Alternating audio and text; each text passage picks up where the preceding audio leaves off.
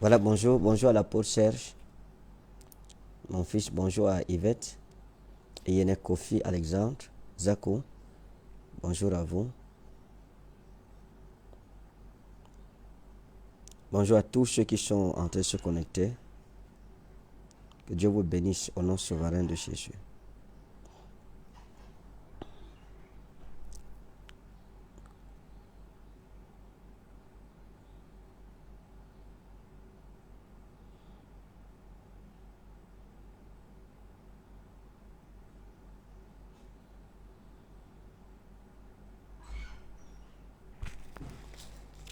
Voilà, bonjour à tout le monde. Bonne arrivée. Connectons-nous s'il vous plaît. Passons la vidéo aussi à tous ceux qui sont concernés par le sujet. Je vais revenir sur la question du miracle du prophète Emmanuel Djoma du Gabon.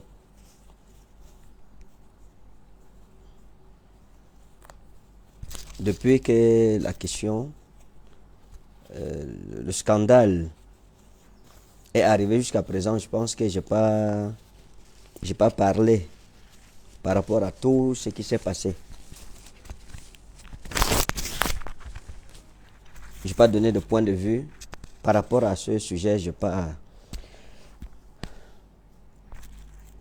évoqué ce que les Saintes Écritures disent par rapport au sujet. Donc je pense qu'aujourd'hui c'était le moment le mieux indiqué de revenir un peu dessus.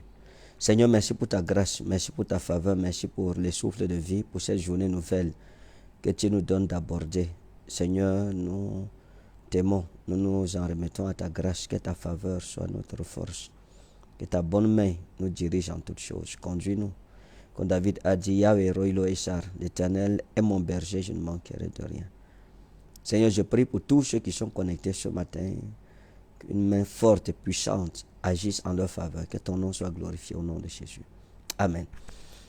Voilà, la semaine prochaine, par la grâce de Dieu, j'aurai un spécial direct pour tous ceux qui ont bâti des hôtels, qui ont envoyé la contribution pour l'hôtel ministériel, pour leur famille. Nous allons prier pour eux. Dans le nom souverain de Jésus-Christ, pour que le Seigneur les bénisse, que Dieu exauce vos prières. Je dois prier avec vous la semaine prochaine. Et la semaine prochaine, nous aurons cette nuit de combat. Qui est là? Qui est là? Pardon, fermez-moi la porte. Elle est entrée comment? Donc, nous aurons cette nuit de combat redoutable en direct de ma page. Ce sera de minuit à 1h, minuit, 1h pendant 7 jours. Dieu se manifestera. Mais ce matin, je voudrais revenir sur le sujet du prophète Emmanuel Djoma du Gabon. C'est un sujet qui est en train de vibrer jusqu'à ce que j'ai suivi ça à RFI et dans d'autres grandes chaînes où l'affaire est devenue virale. Et ça secouait l'église au Gabon. J'ai suivi des pères parler, des gens parlaient en bien ou en mal, chacun donnait son point de vue. C'est tout à fait normal. Lorsqu'il y a une situation comme celle-là, ça explose de toutes les parts. Et je voudrais profiter pour annoncer que nous avons la nuit des flammes à Douala ce soir à partir de 21h. En Dogbon, derrière l'immeuble Kamlé. Donc, si vous me suivez, du côté de Douala, ne manquez pas cette grande nuit de flammes. C'est une nuit qui changera ta vie à jamais. Je crois en Dieu pour cela.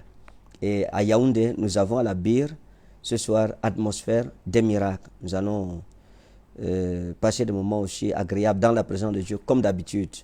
Pendant que tu viens, que le Seigneur te bénisse au nom de Jésus. Donc, S'il vous plaît, si vous êtes du côté du Gabon, taguez-moi tous ceux qui sont concernés par le sujet. Taguez-moi tous ceux qui sont concernés. Invitez les gens. Je dis que le prophète Ekane Ferdinand veut parler sur le miracle du prophète Emmanuel Dioma du Gabon. Je pense que c'est quelque chose qui s'est passé déjà, ça va un mois.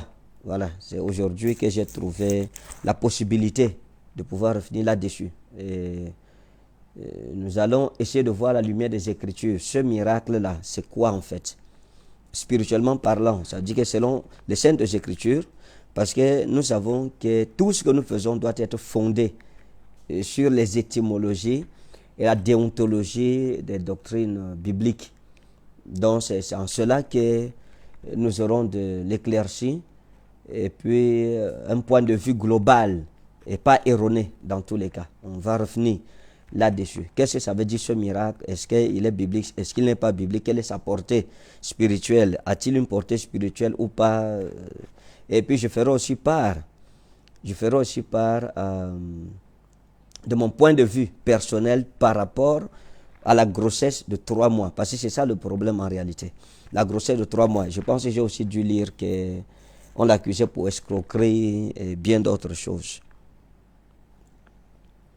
Et dimanche passé, nous avons prié pour lui. Parce que j'ai expliqué à l'église que toute la nuit, là, je n'avais pas dormi. De samedi à dimanche, je n'ai pas dormi. Parce que le Seigneur m'a fait le voir en vision. On a été en vision dans la dimension spirituelle, dans la cour des prophètes. Le Seigneur m'a parlé sur lui, le Seigneur m'a montré des choses, même privées, sur sa vie, concernant ce moment compliqué qu'il est en train de traverser. Et ça a été une nuit très très compliquée pour moi. Vous voyez le genre de vision, vous vous réveillez avec les larmes aux yeux.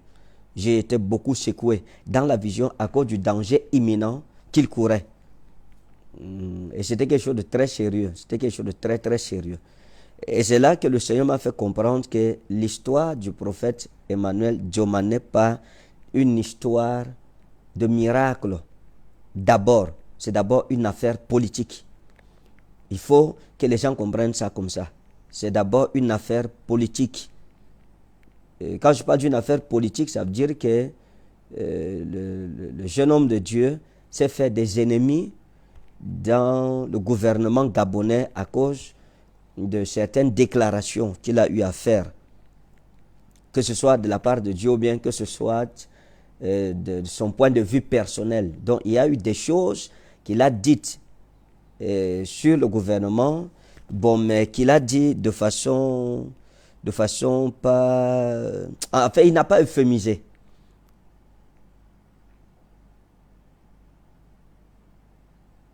Donc, il n'a pas euphémisé. Il y a des sujets qu'il a abordés un peu très droit, très dur, etc. Et je pense que le régime gabonais n'a pas supporté cela. Et vous savez qu'en tant qu'homme de Dieu, en fait, personne ne peut lutter contre l'État. On ne peut pas lutter contre l'État.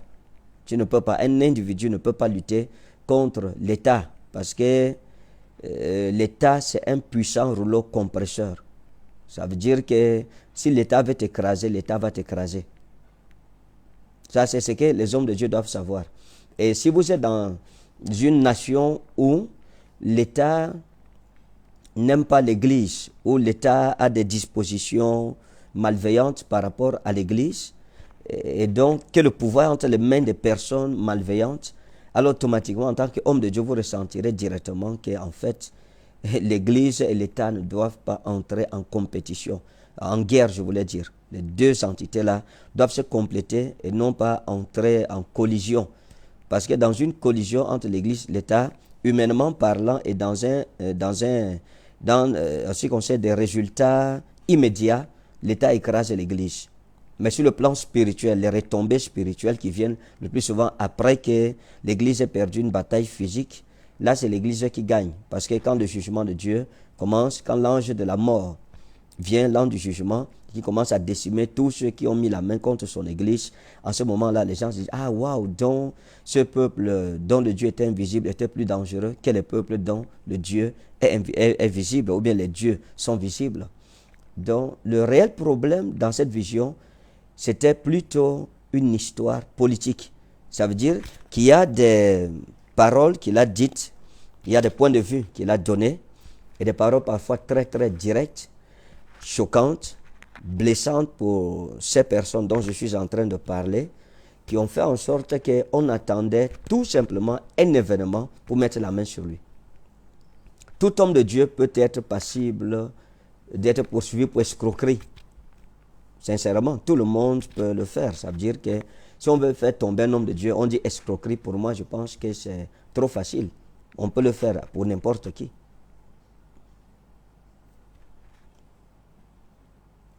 Je voudrais répondre à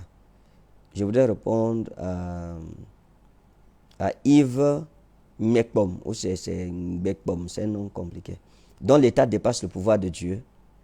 Voilà. Yves, je pense que c'est là que certains chrétiens ne comprennent pas.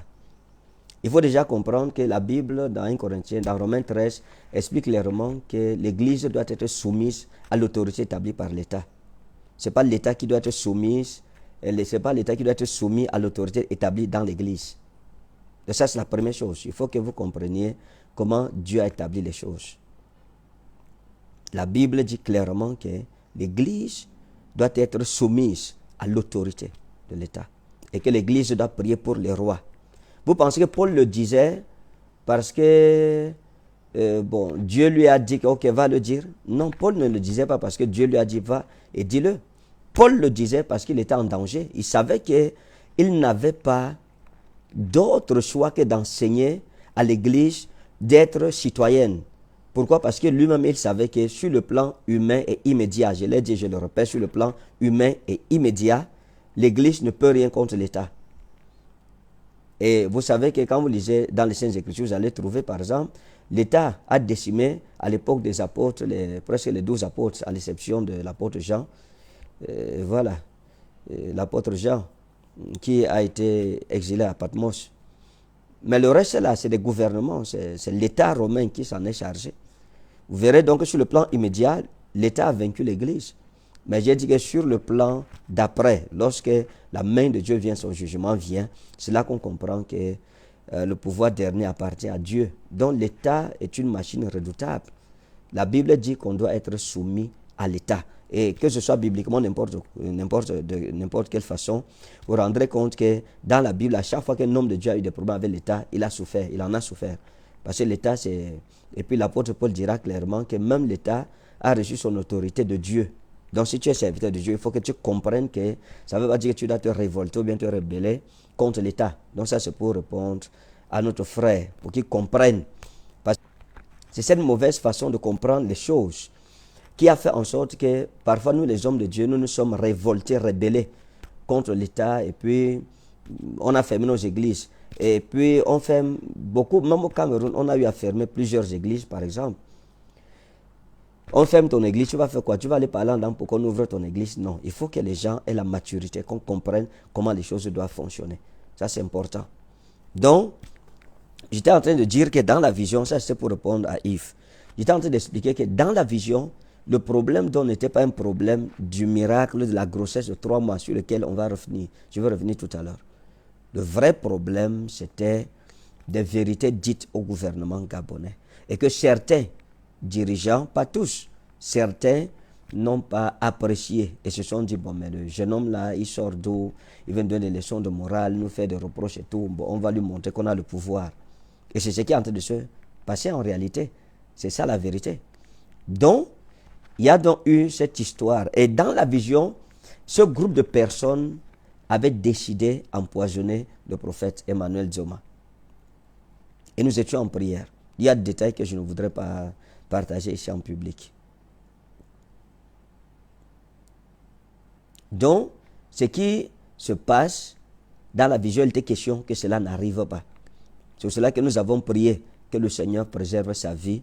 Et je continue à prier pour lui et nous prions pour lui parce que c'est le corps de Christ. Lorsqu'un soldat tombe, toute l'armée doit s'arrêter pour essayer de le relever et l'aider à retrouver le camp. Jésus-Christ a dit que lorsqu'un homme a 100 brebis et qu'une brebis s'égare, il laisse là les 99 pour aller retrouver celle qui est perdue. Et quand il a trouvé, alors il est dans la joie. Voilà, la joie d'une brebis, c'est la joie de 99, et la joie de 99 brebis, c'est la joie d'une. La vie d'une brebis vaut celle de 99, et la vie de 99 brebis vaut celle d'une brebis. C'est un peu cette pensée que Jésus voulait nous inoculer. Donc il est inadmissible qu'un homme de Dieu puisse avoir des problèmes, qui sont en difficulté, et qu'on le condamne. Il est inadmissible qu'un frère soit dans des problèmes comme ceux-là, et que l'Église, au lieu de lui venir en aide, cherche plutôt en cela un moyen pour éteindre son ministère pour toujours, pour qu'on en finisse. Je suis contre cette façon de penser, parce que ce n'est pas biblique en fait. C'est aussi la vérité que lorsque certaines personnes parmi nous marquons notre génération, il y a des gens parmi les hommes de Dieu d'abord dans l'église, des personnes mal intentionnées, qui voudraient, qui attendent simplement, qui prient que quelque chose comme ça arrive, qu'un scandale arrive. Dès que ça arrive, on va dire voilà, c'est un faux prophète, voilà, on a dit, on vous avait dit, voici donc les preuves. Et j'ai suivi des vidéos des hommes de Dieu, parfois des personnes bien assises même, qui ont dit qu'à cause de cette prophétie, alors c'est la preuve qu'il est un faux homme de Dieu. C'est un faux prophète, ça c'est sûr, on n'a plus rien à dire là-dessus. Et j'ai dit, bien aimé, je ne voudrais même pas répondre à cause de ces personnes-là. Je voudrais parler à cause de l'Église. Je veux parler à cause de l'Église, à cause de ceux qui ne sont pas affermis. Voilà. Je voudrais parler à cause de ceux qui ne sont pas fermés. Est-ce que ce miracle fait de l'un faux prophète? Pour déclarer quelqu'un faux prophète, mes amis, il en faut beaucoup. Il en faudrait vraiment beaucoup. À la lumière des Saintes Écritures, il en faudrait beaucoup. Et vous savez que lorsque vous regardez dans les Saintes Écritures, vous avez par exemple Jephthé qui égorge sa fille. Maintenant, je vous pose une question. Si un homme de Dieu aujourd'hui se lève et il égorge sa fille et il dit qu'il a fait un vœu à Dieu, qu'est-ce que vous direz de lui? C'est un vrai prophète ou un faux prophète? Sur cet acte-là, on dira c'est un faux prophète parce qu'il n'y a aucune recommandation biblique, ni dans la Torah, ni dans la Mishnah, ni la Haggadah, ni le Talmud, ni dans le Nouveau Testament. Il n'y a aucune recommandation qui demande qu'on puisse sacrifier son enfant, qu'on égorge son enfant, qu'on l'immole, qu'on le livre en holocauste. Non, ça n'existe pas, mes amis. Bibliquement, je vais parler calmement pour que les gens comprennent. Si vous prenez par exemple David qui couche avec Bathsheba et puis qui va tuer son mari Uri, sur ce fait-là, on dira que c'est un faux prophète. S'il était là aujourd'hui, on dirait que c'est un faux prophète. Mais même cet acte-là n'a pas fait de David un faux prophète. C'était un vrai prophète, mais qui a connu un moment de faiblesse. Donc ne confondons pas les vrais prophètes, les prophètes authentiques qui ont commis des erreurs et les faux prophètes qui n'ont jamais été des prophètes de Dieu. Alors il faut faire attention pour marquer la différence nette entre un hérétique et un apostate. C'est deux choses différentes. L'apostasie n'est pas l'hérésie. L'hérésie, c'est une erreur sincère d'une personne vraie qui se trompe sans le savoir. Tandis que l'apostate, c'est une personne qui a vendu son âme au diable, qui n'a jamais reconnu Christ comme Dieu, qui n'a jamais eu une confession de foi vraie, qui n'a jamais cru en Dieu, mais qui est dans les choses de Dieu, mais dans le but de glorifier Satan, son maître. C'est ça que les gens doivent comprendre. Dans le fait qu'il est prophétisé que la dame reçoive une grossesse de 3 mois, est-ce que ça veut dire qu'il est un faux prophète? Déjà, il faut d'abord comprendre, il faut analyser. Il faut analyser. Qu'est-ce que ça voulait dire? Vous savez que le domaine des prophètes est un domaine très compliqué. Et le domaine de la prophétie. Donc, normalement, dans cette situation, il y a 2 catégories de personnes qui devraient expliquer ça. La première catégorie, c'est les prophètes eux-mêmes. Il fallait consulter des prophètes aguerris, pour leur demander, ok, voilà, vous avez un frère, un collègue à vous qui a commis tel acte. Comment est-ce qu'on peut juger cela? Comment est-ce qu'on peut interpréter cela? À la lumière de la déontologie prophétique, à la lumière de l'analogie prophétique, à la lumière des arbres généalogiques prophétiques, et entrer dans les 3 familles des prophètes, que ce soit les Osée, que ce soit les Rohé ou les Nébis, et regarder dans les souches prophétiques, qu'est-ce que ça veut dire? Est-ce que ce miracle-là doit être interprété au premier degré, au second ou au troisième degré? On demande ça aux prophètes, à des personnes qui ont été appelées au ministère de prophète. Au décoménon prophète, eis onoma prophète, mission prophète, le Donc il parle de prophètes. Donc il faut comprendre que le ministère prophétique, le mystère est donné aux prophètes. Parce que les prophètes, eux, ils ont le livre de la royauté. Ce n'est pas le roi qui a le livre de la royauté. Deuxièmement, on pouvait demander ça aux apôtres. Aux apôtres qui sont quand même la première autorité dans l'église. Les prophètes, la deuxième. La première autorité dans l'église. Et qui ont les vrais apôtres. Je parle des apôtres assis dans la parole de Dieu. Et non pas des personnes qui ont de la jalousie lorsqu'elles voient la jeune génération se lever. Mais des personnes qui sont bien assises dans les Écritures qui peuvent expliquer aux gens. Bon, maintenant, revenons un peu sur le miracle en lui-même. Dans le problème, le problème du miracle ici, ce qui se passe, c'est qu'il y a une dame qui est stérile, apparemment, et qui arrive au programme, je pense la première fois, la deuxième fois. Et quelque chose va se passer, le prophète va parler à la dame, il va lui dire que je t'ai vu faire une fille. La dame va dire oui, c'est la vérité. Et il dira à la dame, ok, je te donne une grossesse de 3 mois maintenant. Là maintenant, il dit filmez, vous allez voir ce que le ventre va faire. Donne une grossesse de 3 mois, là maintenant. Et là, il va parler et le ventre va commencer à gonfler et tout.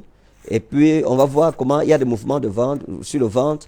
Et à partir de ce moment, la vidéo est récupérée.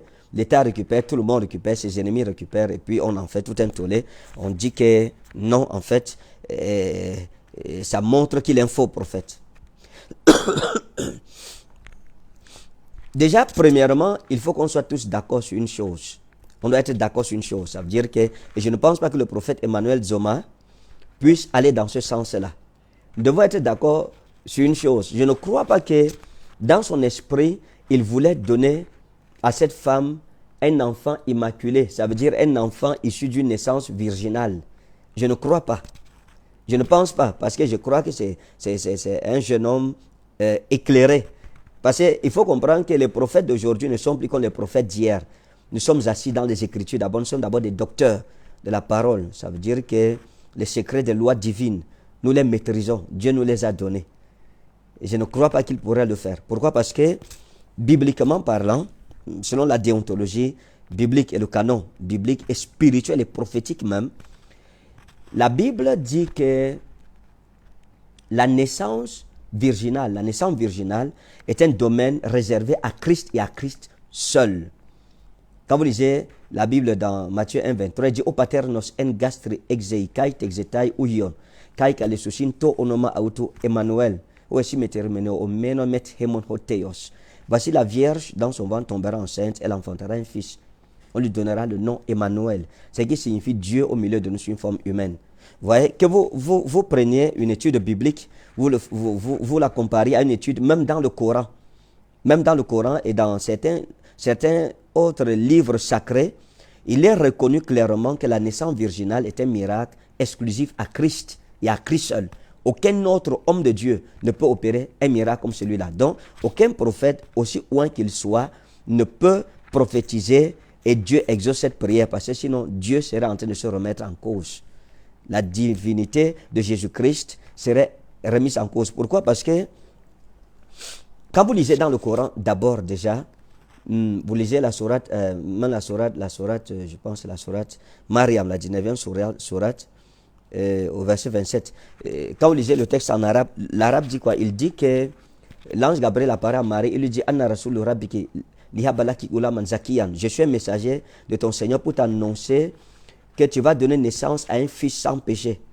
Et Marie va demander Anna yakunu li ulamun wala yamsas ribas wala akubakiyan. Comment est-ce que j'aurai un fils quand je ne suis pas une prostituée, aucun homme ne m'a jamais touché? Et l'ange Gabriel lui dira Karali kaka lahu Allah ayinun. Ainsi sera-t-il a dit ton Seigneur, cela m'est facile.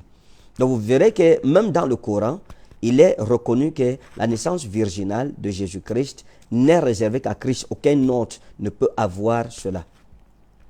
Et c'est aussi pour cela que Jésus-Christ est appelé le Uyu monogenes tuteu, c'est-à-dire en grec le Fils unique de Dieu. Quand on dit que Jésus-Christ est le Fils unique de Dieu, nous tous nous sommes des fils de Dieu.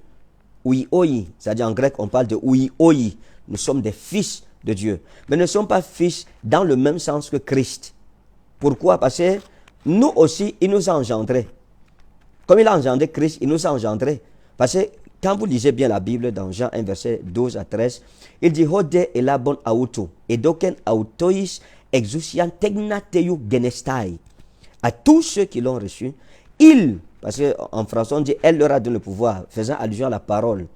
Mais en réalité, dans le grec, on ne dit pas elle, ce n'est pas le pronom féminin elle, mais c'est plutôt le masculin il. Il leur a donné auto parce que ça fait directement référence à Christ. À Christ qui est la parole de Dieu. En argehen ologos, kai ologos prosonteon, kai oteos en ologos. Il dit panta di auto egeneto, kai koris auto egeneto, ou de en ho gegonen. Il dit au commencement était la parole était avec Dieu, et Dieu était la parole. Toutes choses ont été faites par elle, et rien de ce qui a été fait n'a été fait sans elle. Donc, il s'agit donc de Jésus-Christ comme cette parole. Et quand vous lisez donc à tous ceux qui l'ont reçu, à tous ceux qui croient en son nom, parlant de Christ, la Bible dit, et d'aucun autois, il leur a donné le pouvoir de devenir enfants de Dieu. Mais il faut donc comprendre une chose, c'est que en grec, lorsqu'on dit définir là, ce n'est pas définir en français.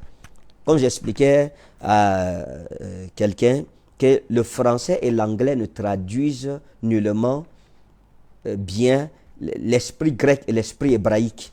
C'est impossible. Le français est très pauvre et le grec aussi. Le français est très pauvre, l'anglais est très pauvre. Parce que le grec et l'hébreu, c'est des langues très très développées. C'est-à-dire que chaque idée est traduite par un mot. Tandis qu'en anglais ou en français, on peut traduire plusieurs idées en un seul mot. Et ça fait que ça pose un réel problème.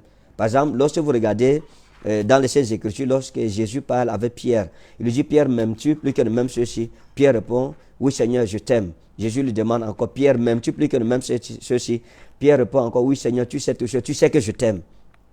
Bon, en anglais, on va dire, do you love me? Et il va, yes, I love you. En anglais, on dira, en français, on dira, est-ce que tu m'aimes? Et Pierre répond, oui, je t'aime. Or, le grec raconte toute une autre histoire. Ça n'a rien à voir avec cette tradition. Jésus demande à Pierre, en grec, il dit, agapame, et Pierre va répondre, il dit, na ikurie, tu oida philosé. Est-ce que tu m'aimes? Est-ce que tu m'agapes? Et Pierre répond, oui Seigneur, je te philo. Ouais. Et c'est ça le problème en réalité. Jésus demande à Pierre, est-ce que tu m'agapes? Est-ce que tu m'aimes d'un amour agapao ou bien agapé? C'est-à-dire d'un amour sacrificiel. Est-ce que tu peux mourir pour moi? L'apôtre Pierre répond à Jésus, non, vraiment je t'aime, mais je ne peux pas mourir pour toi. Je te philo, je ne peux pas t'agaper. Pourquoi je ne peux pas donner ma vie pour toi? Et c'est ça qui étonne le Seigneur Jésus. Or, le français et l'anglais ne traduisent pas ça. Voilà. Qui est là? Est-ce que le direct là, ça passe toujours? Est-ce que tout est normal? Ok, je vois les cœurs, c'est bon. Donc, ça veut dire quoi? Ça veut tout simplement expliquer que la naissance, lorsque vous regardez dans la Bible, dit que Dieu a tant aimé le monde qu'il a donné son fils unique, monogénès.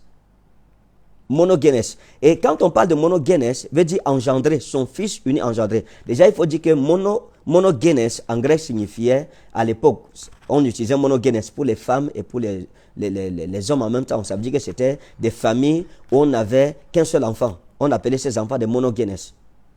Bon, maintenant, la Bible nous appelle aussi des monogénès en fait. Par exemple, Isaac était monogénès. Nous aussi, nous sommes des monogénès. Pourquoi? Parce qu'on est aussi engendré. Jésus est engendré, nous sommes engendrés. Parce que lorsque vous regardez dans Jean 1, 13, 12, 13, il dit Ode elabon auto, à ceux qui l'ont reçu, et d'aucun autois exousian tegnateu genestai. Le problème c'est au niveau de genestai. Genestai c'est ginomai. Et ginomai c'est engendré. Mais engendré de quelle façon? Donc Jésus-Christ est monogénès, pas comme Isaac était monogénès. Jésus-Christ est monogénès dans le simple sens de la naissance, pas la naissance virginale. Pas la naissance virginale. Ça veut dire que ce n'est pas ça qui fait de Jésus-Christ un monogénès. Et je vais encore bien répéter parce que c'est des questions doctrinales un peu complexes. Jésus n'est pas Dieu et sa naissance n'est pas monogénès parce que c'est une vierge qui lui a donné naissance. Ce n'est pas ça, en réalité, qui fait qu'il soit monogénès. C'est-à-dire monogénès veut dire engendré de manière unique par rapport à nous. Non. C'est parce qu'il n'y a pas eu de rapport sexuel. Il n'y a pas eu de rapport sexuel. Ça veut dire qu'il n'y a pas eu un spermatozoïde. Donc ça veut dire que si Jésus-Christ était né d'une femme qui avait déjà des enfants, c'est-à-dire qui avait connu des hommes, mais que cette naissance-là, il n'y avait pas eu de rapport sexuel. C'est ce miracle qui marque la divinité de Jésus. Il n'y a pas eu de fécondation. Donc ce n'est pas une histoire d'abord de vierge. Il faut que les gens comprennent ça. Le miracle, ce n'est pas que c'est la vierge, une vierge qui a enfanté. Non. Une vierge, les vierges enfantent. Le miracle, c'est qu'une vierge, sans avoir connu d'homme, a enfanté. C'est un peu là que la nuance se trouve. Le miracle, c'est que voilà une vierge. Il y a des vierges qui perdent leur virginité, qui enfantent en perdant leur virginité. Celle-là, elle n'a pas perdu sa virginité, c'était normal parce qu'il n'y a pas eu de rapport sexuel. Et le miracle n'est pas le fait que ce soit une vierge qui est enfantée, mais ce soit le fait qu'il n'y ait pas eu de rapport sexuel, mais une femme est accouchée. Donc, ça pouvait être une femme qui a déjà connu, peut-être qui était mariée et qui se réveille un jour, qui dit à son mari, ne me touche pas, Dieu m'a dit que je vais tomber enceinte et je vais enfanter de son fils. Et puis, la femme tombe enceinte et puis elle enfante. Et ça marquerait la divinité. Mais là, il y a une nuance. La nuance, c'est quoi? C'est que Jésus ne pouvait pas naître d'une femme dont le ventre a déjà porté d'autres enfants. Comme il ne pouvait pas monter sur une ânesse qui avait déjà porté les gens. Pourquoi? Parce qu'il est Dieu.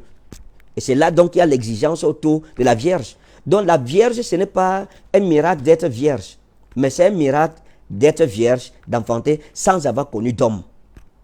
Et ce miracle pouvait arriver même à une femme qui avait déjà connu son mari et qui accouchait par après sans connaître son mari. Donc le miracle, ce n'est pas la virginité ou pas. Le miracle, c'est que une femme accouche sans avoir connu un homme. C'est ça qu'il faut que les gens comprennent. Donc c'est à partir de ce moment-là qu'on dit que la prophétie du prophète Emmanuel Dzoma par rapport à cette femme, ceux qui prennent ça de manière directe, ça veut dire qu'il voulait donner à cette femme un enfant issu d'une naissance pas virginale, mais sans rapport sexuel, parce que ceux-là ont compris ça. Parce que sinon, on dirait que non. Même si l'enfant, la femme là, il prophétise, la femme accouche un enfant sans rapport sexuel, on dirait que non, ce n'est pas un problème. Ce n'est pas un problème, pourquoi? Parce qu'en réalité, la femme là n'est pas vierge. Elle n'est pas vierge.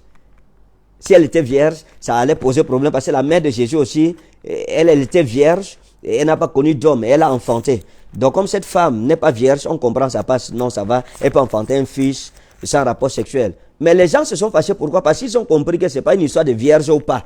C'est une histoire de miracle, c'est-à-dire d'enfantement sans rapport sexuel, sans l'apport d'un homme. Ce qui marque la divinité et fait la spécificité, la divinité de Christ au milieu de nous. Les gens ont compris ça. Donc je disais que, humainement parlant et divinement parlant, il est impossible qu'un homme de Dieu